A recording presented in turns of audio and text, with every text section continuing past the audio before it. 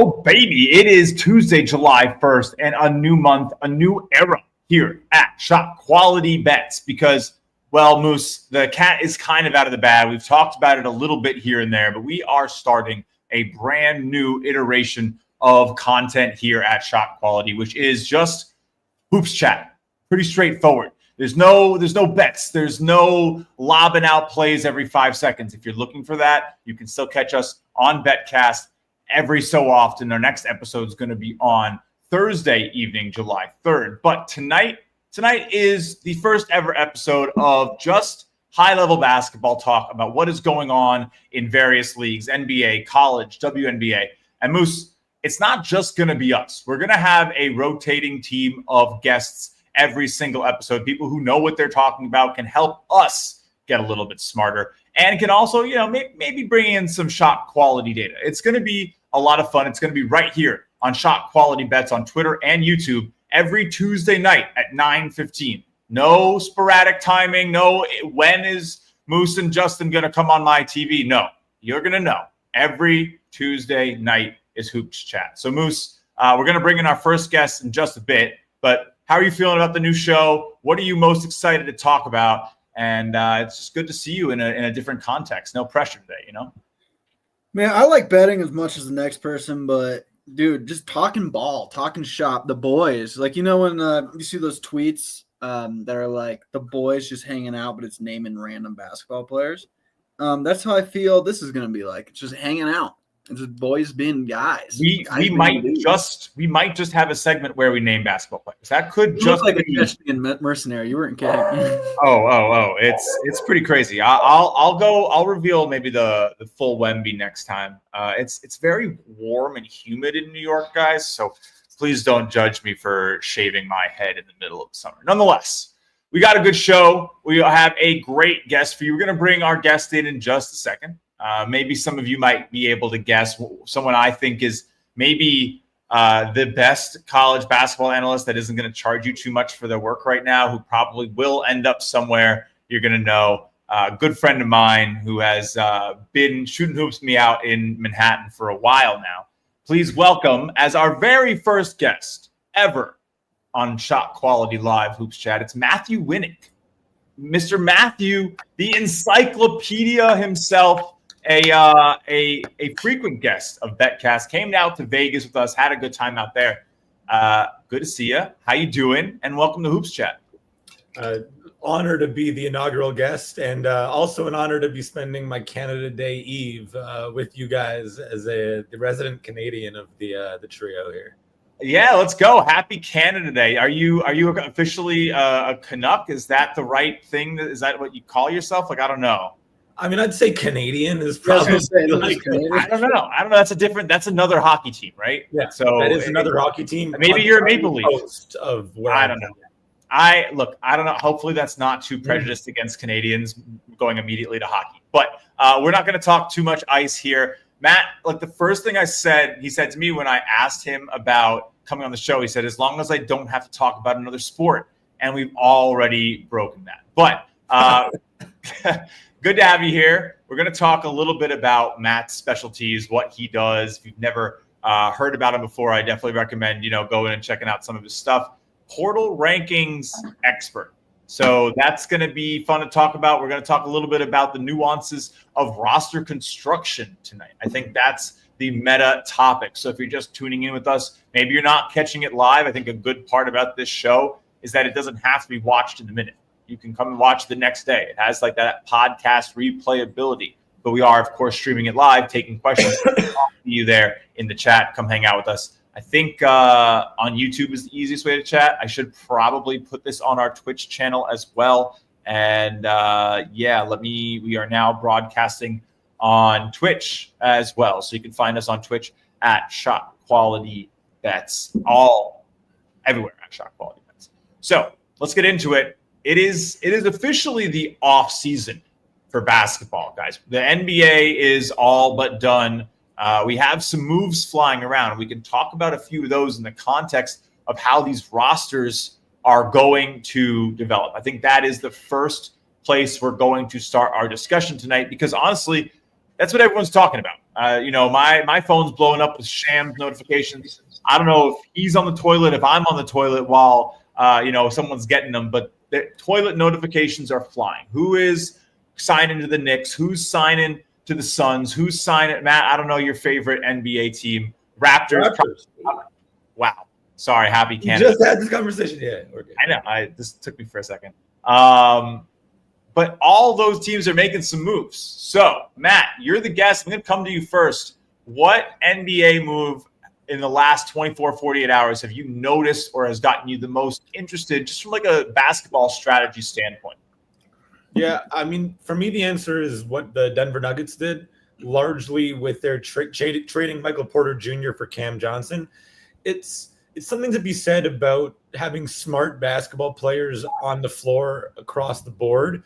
And I can't get over the fact of this NBA playoffs with the concept of basketball that's typically considered a strong link sport where your best player with the person the ball in your hands is going to be the most important player, turning into more of a weak link sport like soccer where you need to have everyone on the floor contribute in some way, shape, or form. And with Michael Porter Jr. in Denver, like obviously he's a great shooter. He's 6'10", but his constant gaffes defensively and offensively, his feel was not there. He's a bad passer. He's not in good positions often. And he's playing with the greatest passer, a big man passer of all time in Nikola Jokic. Just similar player in Cam Johnson, who's like a tall wing who can shoot threes, but just a baseline smarter player, I think will end up making a huge difference for Denver. I'm excited about it. I mean, I'm a little worried. The West looks crazy. Moose, what do you make of that move? How do you feel about Cam Johnson heading out to Denver? As a Suns fan, I know all too much about Cam Johnson. When we had him, he was awesome. Like he's a good shooter, spot up shooter. He spaces the floor really well. He plays pretty good defense. I know Michael Porter, his back injury, kind of his inability to really move horizontally, I would say, it's kind of a struggle. And with Jokic, he kind of petered out, so to speak. I mean, Cam Johnson's an upgrade. I know you had to get rid of a 2032 first-round pick, but you're in win now with who should be the 5-time MVP, not 3-time, the 5-time. He's been the best player. He should have beat Embiid, should have beat SGA. It is what it is. He had the best season ever, let's be honest. I love the move. I love it because it's going to be outside of OKC, who's going to threat. They're the only team that I guess Indiana took them to 7, but other than Denver, that was it. So I like the move. Go win. I mean, I pulled up the profile for Cam on the screen here. 94th efficiency in free throw shooting, which, if you're used to seeing all these numbers, is pretty much what you want to see in that baseline. Like if you're not a good free throw shooter, it usually means that the rest of your shooting process isn't elite. And it is. Again, he creates spacing at near 90th percentile, cuts at the 80th percentile, mid-range in the 80th percentile, three-point shooting 80th percentile. Like nothing even made the list outside the 75th percentile, guys. I bet if we look at his from the actual shot quality website where it's even more in depth, I guarantee we'd see things like he's fantastic scoring off of passes, catch and shoot three, stuff like that. I mean, I love the move. Go win. Go win now. It's scary. It's scary. So they don't have Russ, right? They're going to be looking for that auxiliary guard, but this is a team that I think is going to make some teams a little upset. Another good move. I like this from Michael in the comments here. Hawks building around Trey like Sixers did. Iverson era 2000 team. I like it. What do we make of that team? I mean, I've heard some interesting takes. What are they? They brought in Kristaps, right? And then they got Dyson Daniels surrounding Trey now with that defensive presence. And Alexander Walker, Kennard. Right. Paid Nickeil Alexander-Walker and now have a sleeper build in the East, right? This is going to be a weakened East. There is no Tyrese Halliburton. There is no Tatum. I mean, what do you think? Is this going to be a year the Hawks actually go and get it done? They're going to need to. I mean, you don't want to see them in the play-in if you're excited about them, right, Matt? I mean, look, you said today is about roster construction, and the Hawks are trying to build a specific type of roster, which is we have Trae Young. We're locked into Trae Young. We're going to do Trae Young. He's such a poor defender that you have to put 4 good defenders around him or you stand no chance on that end. And they've done a really good job in that sense for like Dyson Daniels, Nickeil Alexander-Walker, Porzingis is 7-3, Jalen Johnson at the 4 is pretty switchy. That's great, but the problem is I think that they've kind of punted on secondary playmaking. And on one hand, Trae Young's an unbelievable playmaker. He can get his own shot whenever. He's a great passer. But there's something to be said, and I can't stop going back to the NBA Finals with the Pacers and the Thunder. They have 3 at least ball handlers on the floor at all time, where if you put the ball in Halliburton, Nembhard, or Siakam's hands in the starting lineup, they're all playmakers. And then Thunder, same deal with Jalen Williams, SGA, and Chet Holmgren. Like, for their position, they are top-tier playmakers at that size. And with the Hawks, it's like give it to Trae Young and then have 4 floor spacers. Offensively, I think that you just need to be more dynamic in 2025 when you're playing NBA basketball. There has to be 3 guys at least that are initiating offense at some point. I mean, it's a high-level claim, and it's not just to be good. It's to win championships, to be able to reach the pinnacle of the sport, which we just finished watching. And I think a really good segue here, because this was maybe one of the most polarizing NBA finals that I've ever witnessed as a fan and as an analyst. And what do I mean by that? I mean, you either were all about it and you loved every game and you were watching it and you were like, wow, this is just really fun basketball. These players are great. Or you were like, I didn't watch a single thing. I don't care about Oklahoma City. I don't care about Indiana. Give me the Knicks, the Celtics. Give me the stories. Give me the stars. I don't care which side individually anyone really winds up on. I personally have my own opinion, and I was watching the game because I do think, and Musa, I'll come to you with this one. I'm interested in your take on it.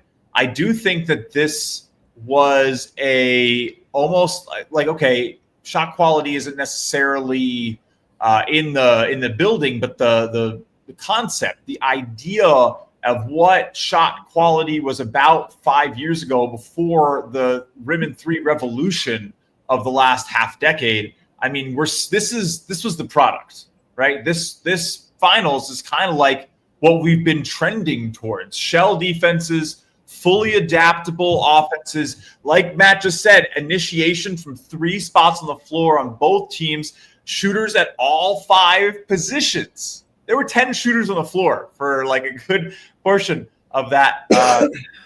That's crazy. So I don't know, Musa, is this like the peak of basketball? Is this good? Like what do you think happens from here? Are we just going to continue to see finals like this for the rest of the time and just hope that they're the teams other people want? I mean, it's tough. I mean, I think the rim and 3 shot quality kind of analytically friendly style of basketball is coming on the heels of like sabermetrics and Moneyball in baseball. I mean, you saw with like second sport match. Matt's gonna leave. Yeah, I know, but baseball and hockey. But you get what I'm saying though. It's like in baseball, it was almost like they were lepers in a way, the way they were trying to like create a new way of looking at baseball. And now everybody does it. Like the Dodgers and the Rays are the tops in the analytical department. One spends all the money in the world and wins championships. The other one doesn't spend money and still gets the World Series. In basketball, I mean, the Boston Celtics, if we go back, you go to shot quality right now. They were the number 1 team in rim and 3 rate last year. They were number 2 in rim and 3 rate the year before. I mean, I just saw a report that like every analyst is worth like $7 million in terms of like equivalent value of players' salary in the NBA. It's right now. Like we're getting to that part where it's like, oh, maybe some people aren't loving it, so to speak. I think it's good because you're hunting good shots, and I think ISO ball, mid-range, step back, 16-footer is not exactly the. It's kind of cool. We're getting some good stuff. We're getting to the meat. It's kind of cool, these highlights, which is nice. And some teams can do it. Like the Houston Cougars did it in college basketball, and they should have won the championship if it wasn't for Emmanuel Sharp. You're a great basketball player. If you ever watch this, I think the world of you, but I mean, what happened in the last two possessions happened, and it's unfortunate. But, I mean, that's how far the team got. He was a big part of it, and that was their kind of shot profile. You can still win that way, but a lot of these teams that subscribe to the new style of basketball are very, very good at what they do, and the Celtics are kind of our Oakland A's or, our Purdue Boilermakers, so to speak. Like, they're doing this rim and three, and they're thriving. I mean, you can say the Celtics spent money, but they were awesome last year, and they could have maybe won this year if it wasn't for Tatum blowing his shit out. So, well, then we could say that one for a different episode. The Knicks played well. Jalen Brunson was. I mean, sometimes it's like. But you're onto something. The dog's going to be a dog. Like they're just going to cook. No, of course, no. I mean, shout out to Jalen Brunson. Big fan. I can't even believe it. I don't understand how he's my height and moves like that. No, but, that throws analytics out the window when a guy just says, "Hey, you know what? This is my game," and he shoots. Yeah, I mean, but that's sport. That's what makes it so beautiful, right? And so, all right, we touched on a lot there, Matt. Do you have any? What's your thought on what Musa just said? I think trying to give a nerdy word out there, the word heliocentric is something that people like to use in basketball. I know Musa's face is like, what?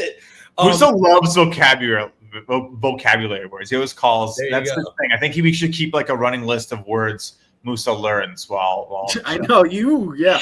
Oh, I'm learning a lot. Hey, yeah, but I mean heliocentric meaning that like an NBA or college basketball team, whatever it might be, the team is built around one guy the ball is in his hands, and he's basically the lead initiator and basically the sole initiator. And when the commenter was like how the Hawks were building around Trae Young, like the 76ers did with Allen Iverson. Allen Iverson with the 76ers is a great example of a heliocentric guard. And I don't think that works in 2025 because you talk about all of the off-ball movement and the floor spacing and the jumbo creators, whether it's the Celtics, they lead the league in rim and three rate, but what they really have is their two play finishers are their wings, and then their guards are their floor spacers, which is kind of a reverse of what most teams used to do. And then the only really amazing heliocentric player in the NBA right now is Nikola Jokic, and that's another inversion where your ball handler and your main sort of hub is the center. You have to break the mold, right? To break the mold. Exactly. So it's either you're in the Pacers and Thunder mold where you have three ball handlers on the floor, and obviously SGA is a high usage player, but he had another guard who was high usage and an all-star on his own team. So he's not that much of a ball dominant player.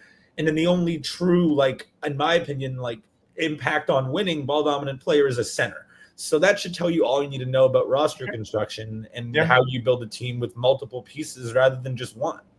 Yeah, I agree. It's gonna be an interesting era for the NBA. I mean, we're seeing now the second apron and even the first apron looms so large, repeat tax, this new CBA, and how everything is going to pan out in terms of holding on to your talent, your homegrown talent, your ability to buy actual echelon jumps, and then your ability to keep a window open. I mean, it just feels like there's really not going to be much of a dynasty anymore. This is the 6th or 7th year with a new champion in the NBA. Is that correct? We haven't even seen not back to back, not even just any of those teams that have won since 2019 have won again. So I don't know. That's an interesting question. That's kind of a little college-like, and we can segue into our everyone's preferred sport. It is more of an NBA season with all these moves in the offseason, but we all want to talk college. We're going to talk some college. Yeah.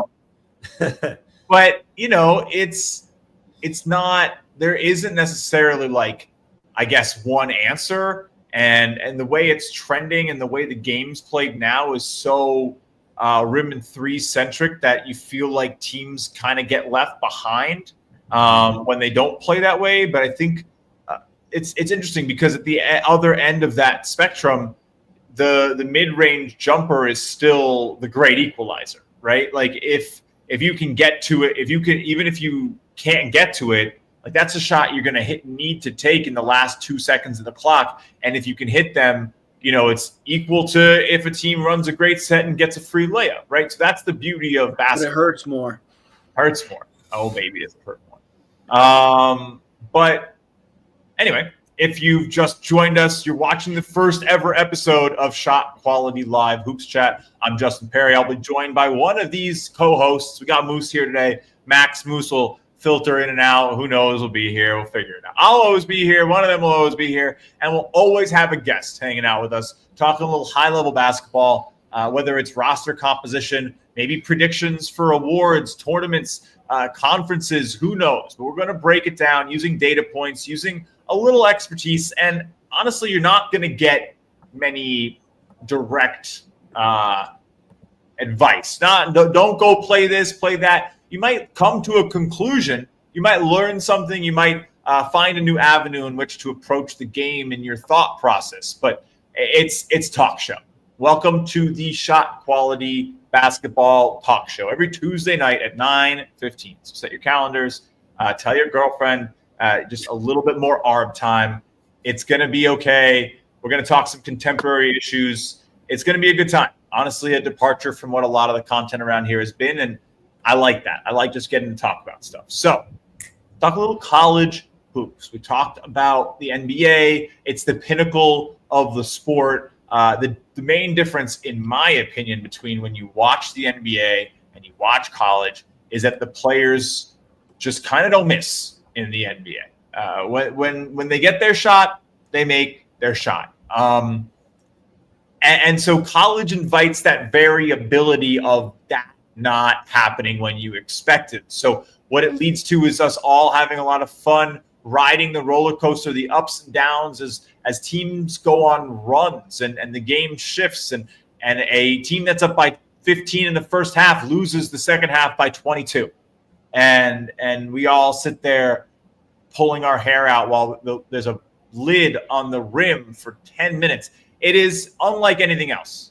But battling through, I guess, the full season, 5,000 games a year, and arriving at March Madness every single spring is maybe one of the most magic experiences I think a sports fan can have because of the labor of love, the pure volume of college sports demands from its fans. The majority of college basketball fans, none of them here, maybe watch their team, maybe watch their conference, maybe watch a few regional conferences.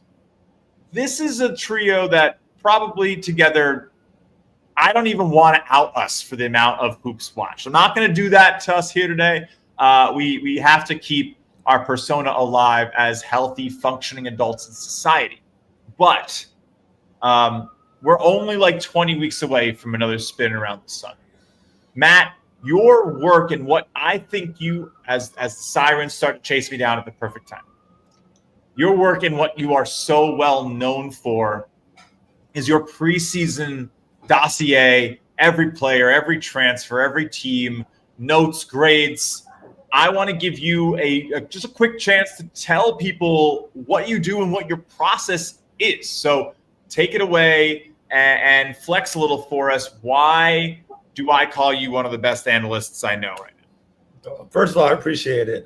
Second of all, it's typically a 2-document analysis. There's going to be a third little piece in there this year that I'll get to later. The transfer rankings will be out by the end of this month, now that it's July. And then the final rankings will be out sometime in September. The way that it will work is the transfer rankings. This year I've added a lot to it. It's going to be every D1 to D1 transfer that's played at least 10% of their team's minutes the year prior or their last full season active. So that's an undertaking. I'm at the letter I, going backwards. 1,000 dudes.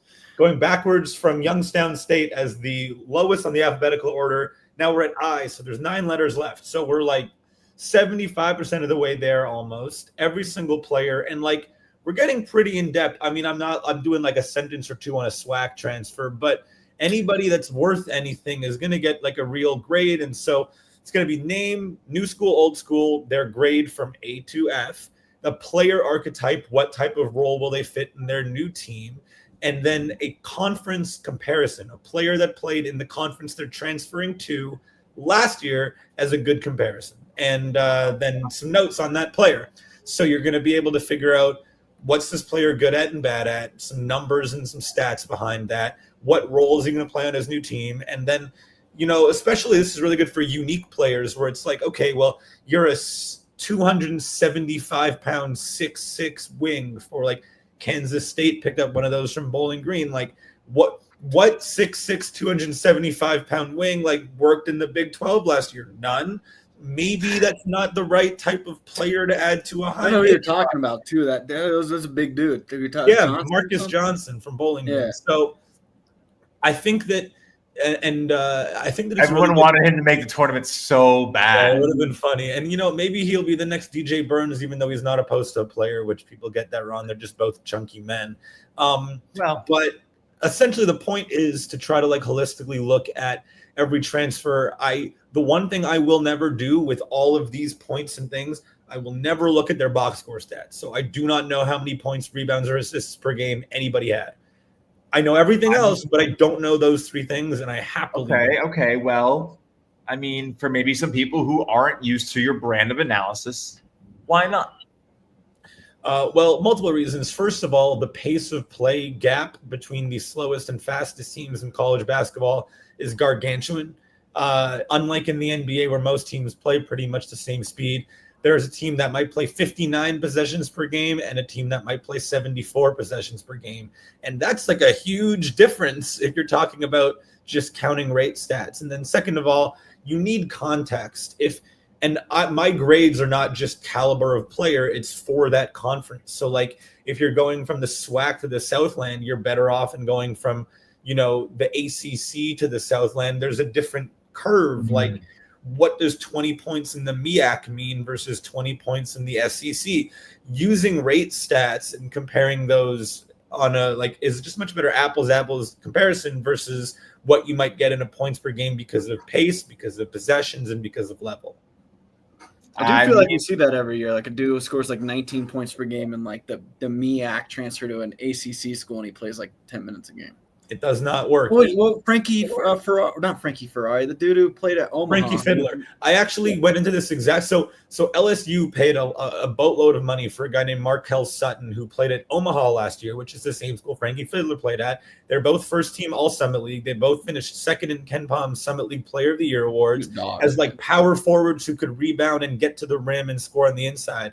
Pretty athletic, and then they hit their threes occasionally. And then Frankie Fiddler shot 16% from three at Michigan State, became a bench player because the Summit League is one of the 5 worst defensive efficiency conferences in the country, and he wasn't able to replicate that as an undersized forward. And like now this guy, Markel Sutton, is going to the SEC.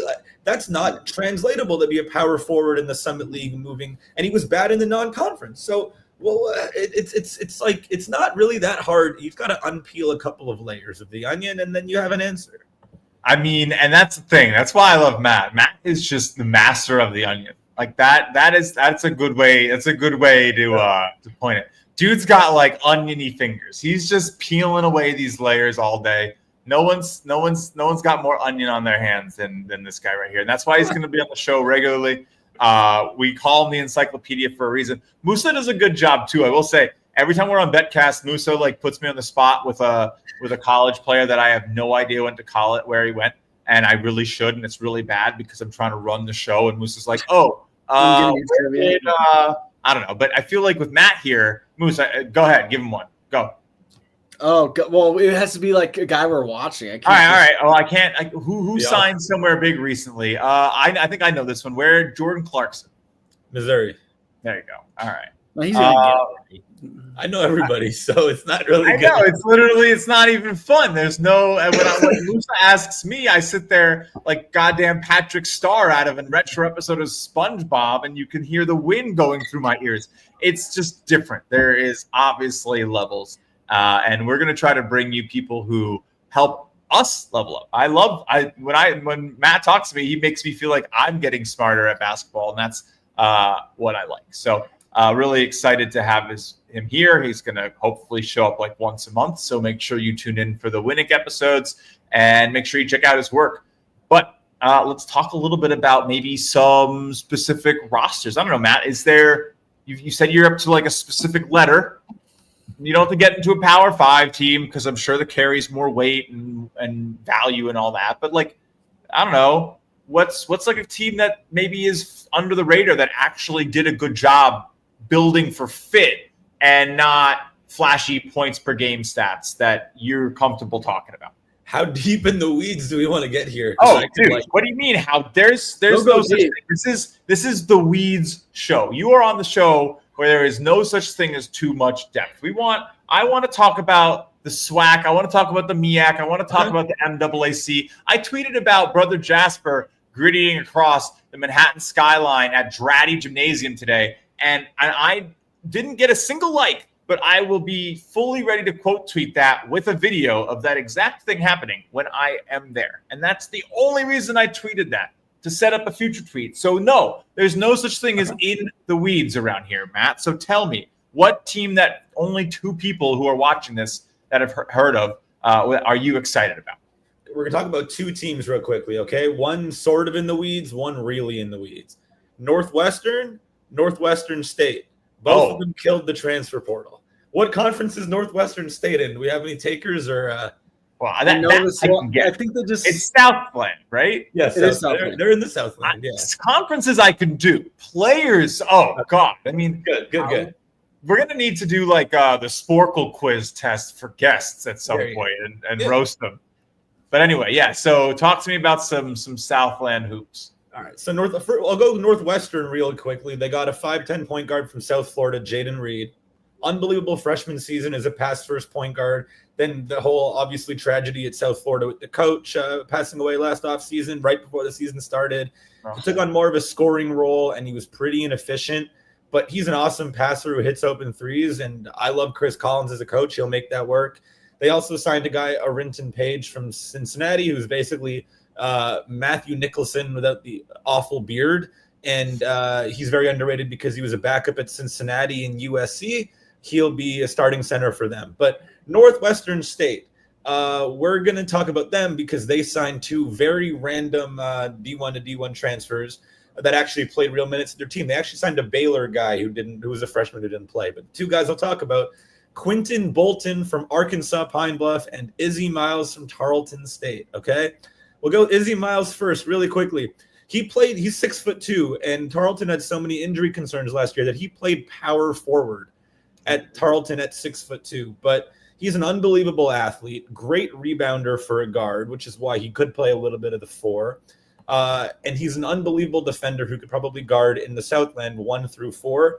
And on a team where he doesn't have to be a lead scoring option because Northwestern State has some good guards, I think he'll wreak some havoc and have some really nice dunks at the wing spot. But they signed this guy, Quentin Bolton from Arkansas Pine Bluff, who I'm sure no one was looking at because he was just chilling in the SWAC.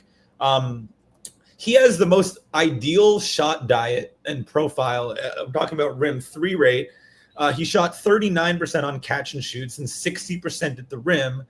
And over 90% of his shots were assisted. He was just like catch and shoot threes at 39%, rim attempts at 60%, dunking it at 6'6". He had an above average on-off defensive efficiency split on a bad defensive team. So he has good, wing size. Where did they find this guy? I'm not going to lie to you. I was like, this makes no sense. How are you making 40% of your threes, 60% at the rim on like no dribble jumpers, just like catch and shoot and rim only? He was just like dropping 186 O ratings on Mississippi Valley State and 174s on Central Arkansas. Like this, he was just absolutely going crazy. He got against Central Arkansas last December. He just shot 6 of 9 from deep, put up 22 points, only took 3 shots from inside the arc. Yeah, that's a 61% true shooting. But the craziest thing that I've noticed about Quentin Bolton is he started almost every single game for Arkansas Pine Bluff, right? He played half of the team's minutes. He played in every single game. He had 8 assists the entire season.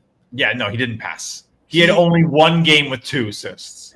When you're a 6'7" wing who nails your threes and finishes at the rim, and you have length at the Southland level, he's the Cam Johnson of the Southland. He's just taking good shots. He's spacing the floor. He has good size, and he's finishing plays. And when you're at that level, if you can, like, I think that's the type of play that like a player that like a money ball, like mid-major team picks up. And this is a low major roster in the Southland that I think will benefit from his presence. Yeah. And I mean, obviously, McNeese is going to be a little different, but you got to think that's going to be a very fun type of player to have in a conference that is not known for efficiency, is not known for ball security. And with that size, the players in the Southland get blocked. It's messy ball. I don't know, Musa, if you watch a lot of South. I watch a fair amount. It's hard. It's almost hard. You want to go watch that's like UIW, right? Like it's like Incarnate Word and all these teams. McNeese is nice though. They've been nice for a minute. Well, obviously, moving on. The movie is moving on. So it's going to be an entirely different world. So I don't know. There's your sleeper. Someone's got to come out of it. So are you giving a stamp of approval to Northwestern State? I like Northwestern State. Quentin Bolton gets an A. Izzy Miles gets a B in my ranking system. Northwestern's all B pluses, and that's Northwestern State.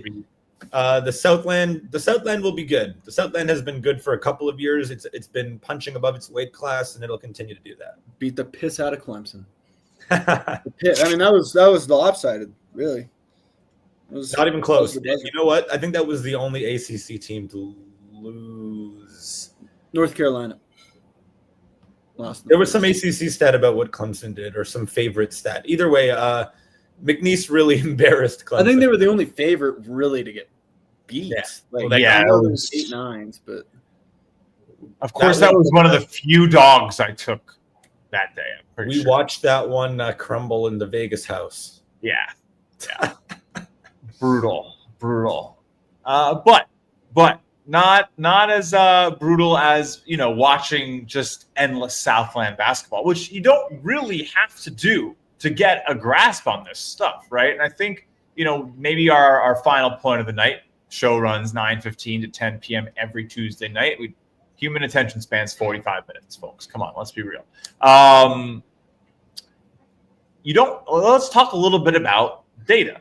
What we do here at Shot Quality and Shot Quality Bets is use location data to essentially supplement our eyes, to take away some of the demand of, and I just checked, there were 6,200 games last year in Division I college basketball. It is too much to watch. You can't watch it all. Like the best of the best maybe watch every team a handful of times with their own eyes. It's just impossible. There's 360 plus teams. So Matt, my question for you is, how have you sort of developed your statistical eyes? Like, and again, don't do something. I don't know what you sit on the fence of giving away your edge on the internet. Don't feel like you have to give away the secret sauce. If you feel like I'm getting too close to it, you can just kick me out of the Krusty Krab like Plankton. That's my second SpongeBob episode. I was gonna say, wait a second. The first episode, but it's okay. How have you developed like your statistical eyes? Like what do you really look for to say like, okay, well, this is gonna be a good fit in this position, like even if you didn't watch a whole bunch of Southland last year? You talked about the onion. We talked about peeling down layers. You just can't take a piece of information and take it at face value when it's a basketball player that you haven't seen a million times. Like if we're talking about any random player that shoot 40% from, like, let's just do shooting for a second. If we're talking about a floor spacer who's shooting 40% from three, my first question is, what's their role in that offense? Are they going to have to create their own shot, or can they be a floor spacer? Two, if they were a good shooter last year, what was that shot diet like? Were they an on-ball guy who were hitting their threes out of pick and rolls? Were they completely off-ball, off of spot-ups? How many percent of their threes were assisted, which will give you that answer. Were they on-ball or off-ball? And then another little nuance that I like to do is I'll do an analysis if a shooter's had like maybe 3 years in D1 and he's been amazing once and bad twice. Well, what's the right thing to look at? I personally like to see synergy is a hard thing to have these days, but if you have the ability to use synergy, what's their guarded three-pointers off of catch and shoot and unguarded three-pointers off of catch and shoot? Because when we talk about variance, which Shot Quality dabbles in very heavily, if you're an elite unguarded catch and shoot 3-point shooter and you're a really good free throw shooter, then you're a good shooter, right? But if you're a free throw shooter in the mid 60s and then for whatever reason you're shooting better guarded than unguarded, which happens more often than you'd think, that tells me that there's 3-point variance and you're not actually that good of a shooter and you're going to come back down to earth. So like peeling as many layers, like you answer the question not by seeing what you shoot from three in this particular instance of 3-point shooting. You answer that question by adding context points and clues and questions and then kind of really breaking down a player, because when you're building a roster, you only have 12 players. You cannot just like be like, oh, I need a shooter. He shot 40% on the team. Yeah. I mean, I think you allow yourself to sort of circumvent a lot of the biases that we see in modern basketball analysis, which I think can be so I don't know if it's the right word, insular, but like, or insulated, and not really bring in the outside context into their take. And I think, honestly, we'll circle it back to the NBA and the championship that we just saw, and prayers up for Tyrese Halliburton. But like, you know, the takes around Tyrese, I think, have been very much indicative of the problems in basketball analysis, rather than a glimmering hope for the future. I mean, we're talking about a player, and maybe this deserves its own episode, but we're talking about a player that, you know, really benefited from what the entire team was able to create. I mean, it almost felt like the Pacers had a sixth guy out there sometimes because of the synergy, the literal synergy that they were able to develop through essentially all 5 guys on the floor mastering their roles, including their point guard. And I said it on Betcast the other day. I think there's a fair argument that you could have. I don't know if it's going to win, but I think you could have the argument that Tyrese Halliburton is at some level like the most elite point guard role player, more so than a bona fide NBA star. Like, you couldn't place him anywhere this way you can a true star. You can probably place him a lot of places because he is the elite point guard role player right now. Like, those jump passes are disgusting. I watch them myself. They tear apart the best defenses in basketball in the world. But, you know, it's not the same as if you took Jokic, if you took SGA, if you took Luka Doncic. You drop those guys on a half debilitated roster, and they're probably going to get you close to the play-in. I don't know if that Tyrese Halliburton does that without the right help, and maybe he does elevate them all, but I don't know. I don't want to get into that right now. I am actually a big fan of his, and I don't think that's a bad thing. I actually think it's more valuable.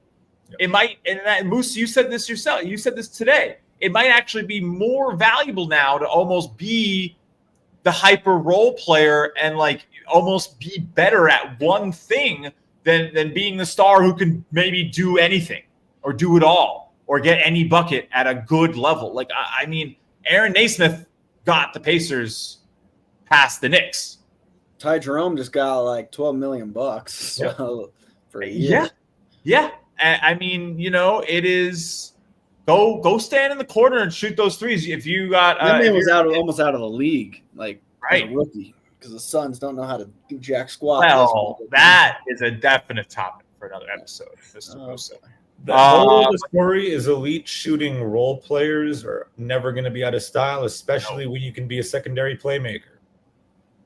Yep, and and as long as, especially when you have more than one initiator and you have someone who can drive the lane, and maybe next time you come back, Matt, we'll have to talk about the specific potency of the kick-out three and how it's changed the shape of basketball, because you and I were discussing that a little bit this morning. But it is 10 o'clock. That is our bell to get out of here. Thank you so much for watching the first ever episode of Shot Quality Live Hoops Chat. It's the pilot. There's no music. There's no outro credits. You were here on the first day, so thank you. We'll be back next week. There'll be a new person in Matt's chair. He'll be back at some point, so don't miss him too much. Please go make sure to follow him on Twitter. One of the sharpest analysts. Even if he does tell you your team isn't smart, it's okay. It's okay. It's okay. Thank you, Matt, for coming on the show. We'll see you soon.